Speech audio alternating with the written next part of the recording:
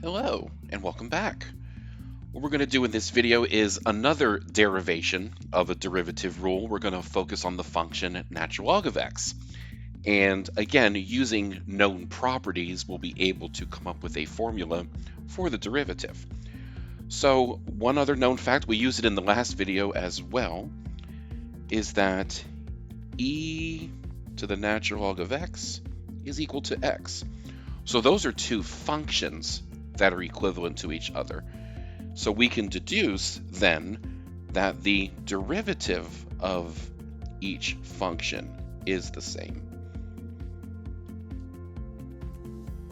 So you're probably wondering at this point, how does that relate to what we're trying to figure out here? Well, let's keep taking a look here.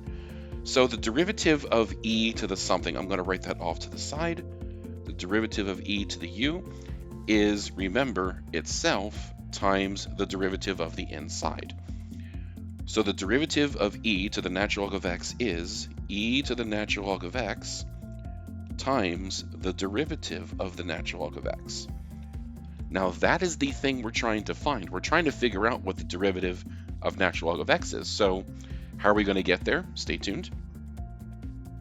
On the right-hand side, the derivative of x is just 1.